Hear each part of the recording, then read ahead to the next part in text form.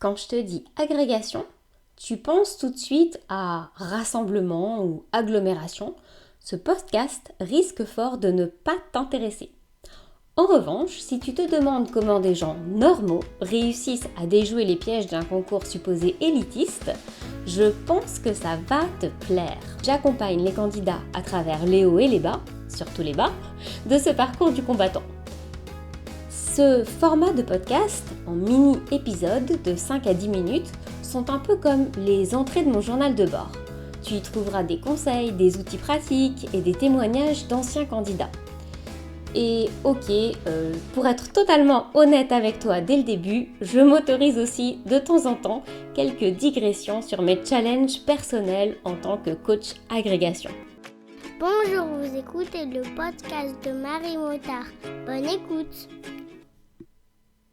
Pour enregistrer cet épisode, je me suis inspirée de 3 newsletters que j'avais rédigés à une période de vacances. La question que je m'étais proposé de résoudre, c'était quand et comment recharger ses batteries.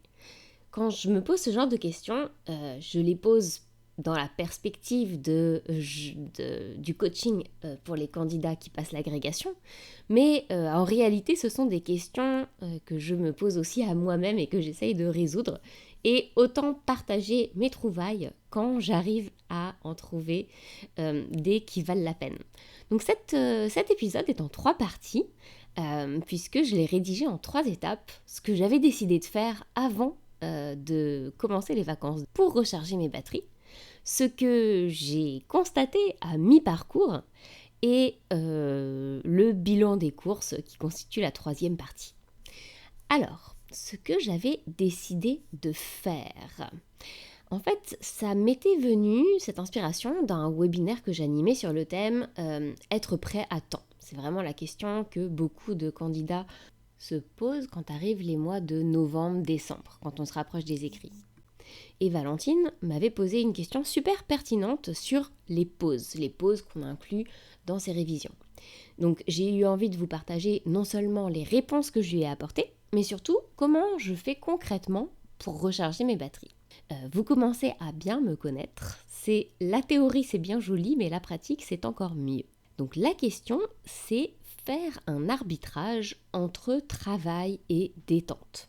Effectivement, pour certains, recharger ses batteries, la façon la plus rapide de le faire, ça va être de faire une coupure totale, mais qui doit rester relativement courte pour que ça soit pas trop difficile de s'y remettre. Et pour d'autres, moi je suis plutôt dans ce cas de figure, ça va être de combiner un mélange de travail et détente, mais dans la même journée. C'est-à-dire que je m'arrête jamais vraiment, mais je me repose quand même. La question exacte posée par Valentine était, ouvrir les guillemets, une question qui peut paraître accessoire mais qui me perturbe déjà, comment gérer les fêtes de fin d'année ? Donc je vous ai dit précisément la question parce que la formulation est importante. Ma réponse est en plusieurs étapes. Étape 1, laisser tomber le jugement. Il y a quelque chose à rectifier dans l'approche, si Valentine en a envie, c'est qu'au lieu de se juger parce qu'elle appréhende une situation dont l'échéance peut paraître lointaine, puisqu'elle dit ça peut paraître accessoire, je lui propose plutôt de se féliciter d'avoir envie d'anticiper la stratégie avec laquelle elle va aborder cette situation. Donc on peut tout aussi bien se dire que c'est une grande qualité d'être clairvoyante et de planifier à l'avance les situations où on sent, où on pense qu'on aura du mal à gérer. Ma 2e étape, c'est de planifier justement. Donc il y a 2 choses à planifier, c'est quand est-ce qu'elle va choisir de s'accorder du repos et qu'est-ce qu'elle va faire pour recharger ses batteries. Donc c'est pareil pour vous, quand allez-vous choisir de vous accorder du repos et qu'est-ce que vous allez faire pour recharger vos batteries. Attention, parce que quand je dis ce que vous allez faire, vous pouvez très bien choisir de ne rien faire du tout. Dans ce cas, vous écrirez dans votre planning rien, ou bien sieste, ou repas en famille, ou jeu, ou balade, ou que sais-je. Pour résumer, il est évident qu'il faut s'accorder des pauses pour tenir sur la durée. Mais pour pouvoir se reposer sans culpabiliser, c'est aussi impératif de le planifier. De cette façon, on n'a pas besoin de choisir entre travailler ou culpabiliser.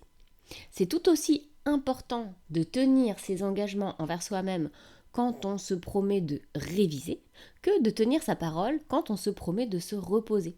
Parce que en tenant parole, quelle que soit la situation, on développe petit à petit la certitude qu'on peut compter sur nous et donc qu'on peut se faire confiance. Et c'est de là qu'émerge la confiance en soi.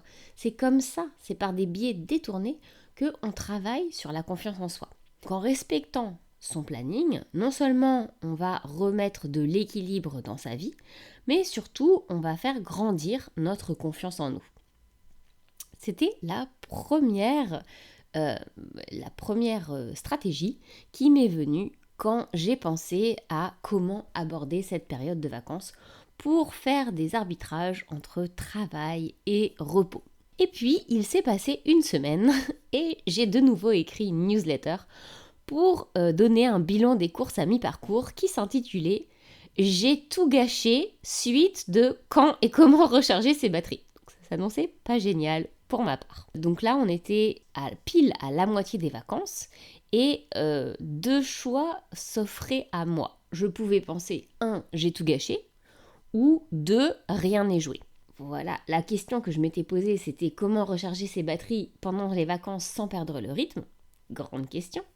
Et puis, j'avais décidé que ma stratégie, c'était de planifier les plages de travail et de repos. Et puis ça, c'est quelque chose que je sais très bien faire. Faire des plannings, c'est une de mes activités favorites.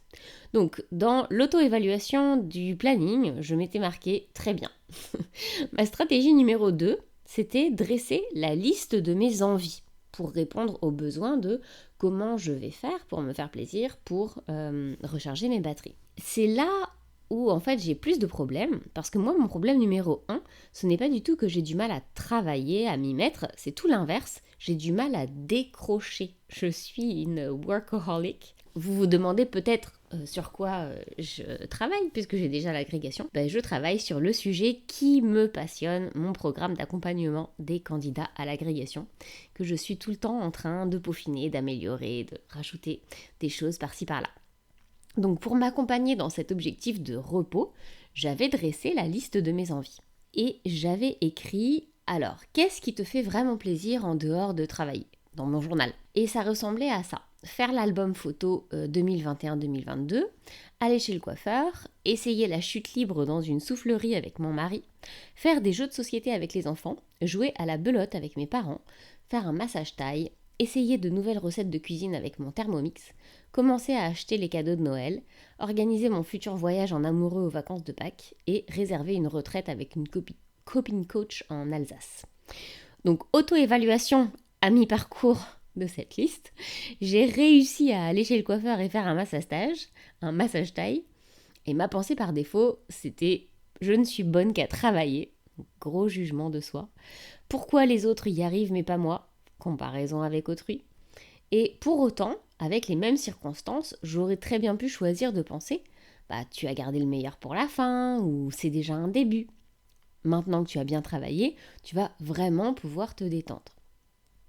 Ma stratégie numéro 3, c'est de ne pas laisser mon passé déterminer mon futur. J'ai décidé, à mi-chemin, après avoir fait ce constat, d'opter pour l'option 2, c'était rien n'est joué.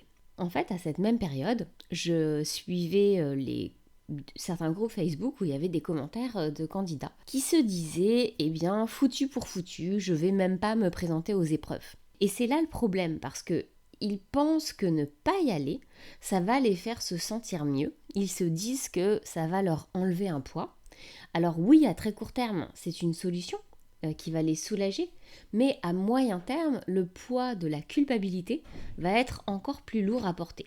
À tous ceux et celles qui pensent que s'ils ne sont pas prêts pour les épreuves, ils ne peuvent pas se présenter, je vous dis, c'est complètement normal. N'écoutez pas votre cerveau quand il vous dit que vous devriez abandonner. Allez-y quand même et donnez tout ce que vous avez. En fait, on ne peut jamais arriver prêt, mais on peut arriver suffisamment préparé ou préparé au mieux. On a fait du mieux, on s'est préparé du mieux qu'on peut, on ne pourra jamais être prêt. Et puis, dans la troisième partie, donc c'était un récit un petit peu de mon cheminement en 3 parties, j'ai dressé un deuxième bilan qui était moins catastrophique que le j'ai tout gâché. Pour récapituler, je m'étais demandé quand et comment recharger mes batteries pendant les vacances et vos batteries pendant vos vacances sans culpabiliser. Ma stratégie, c'était de planifier les plages de travail et les plages de repos. Puis, j'avais partagé mon moment de panique lors du bilan de mi-parcours. J'ai raté, je suis en retard, j'ai tout gâché, j'en ai fait trop ou pas assez. Et là, j'ai décidé de changer de stratégie, de changer mon fusil d'épaule. Ma stratégie numéro 1, c'était changer de lunettes pour sortir du tout blanc ou tout noir. Et ma stratégie numéro 2, ne pas laisser mon passé déterminer mon futur. Enfin, j'avais envie de partager les fiertés que j'avais quand même réussi à rétablir un certain équilibre et ne pas me laisser engloutir par la pensée perfectionniste. Bien sûr que je n'ai pas réussi à tenir mon planning et c'est ok. Moi, ce que je retiens de cette expérience en relisant ces newsletters, c'est que le but de la création d'un planning, ce n'est pas de le respecter à la lettre, c'est d'y voir plus clair sur ce qu'on a envie d'accomplir et de se donner les moyens d'y arriver. Moi, j'arrive jamais à tenir mes plannings de la semaine à 100%, mais ça ne m'empêche pas de continuer inlassablement chaque semaine à faire un planning, car je sais aussi que ça me fait avancer dans la bonne direction à un rythme 10 fois plus soutenu que si je n'en faisais pas. D'ailleurs, quand j'en fais pas, je me sens un peu perdue. C'est pour ça que je fais même un planning pendant les vacances. Et finalement, si vous êtes curieux, voilà ce que j'ai réussi à faire dans la liste de mes envies que j'avais partagée en tout début d'épisode. Le coiffeur, done. Le massage thaï, fait. Jouer à la belote avec mes parents, c'est bon. Cuisiner un nouveau gâteau. Faire l'album photo 2021-2022. Faire un resto japonais avec mon mari. C'était pas sur la liste, mais il ne voulait pas aller à la soufflerie pour faire de la chute libre. Donc je me suis rabattue sur le resto. Acheter 80% des cadeaux de Noël en avance, réserver une retraite en Alsace pour me donner les moyens de vraiment déconnecter le temps d'un week-end. Et ça ne sera que dans 3 mois. Mais je restais fidèle à ma devise planifier. J'en profite pour vous montrer l'importance de tenir une sorte de journal de bord de ces émotions, si vous voulez, ou ces pérégrinations, parce que ça permet vraiment, quand on le relit, d'avoir un regard beaucoup plus objectif, justement de ne pas être dans l'émotion de quand on l'a écrit, et de prendre du recul par rapport à ce qui nous arrive et d'en tirer des leçons. Donc c'est vrai que je suis très adepte de l'écriture. Je trouve ça très cathartique, mais je pense que de consigner vos réussites comme vos échecs par écrit, ça permet de les analyser et ça permet de toujours avancer, que ce soit une réussite ou un échec. En fait, si on réussit, on avance, et si c'est un échec, on apprend. Donc ça permet d'être toujours gagnant, et je vous encourage vraiment à commencer cette pratique si ce n'est pas déjà le cas.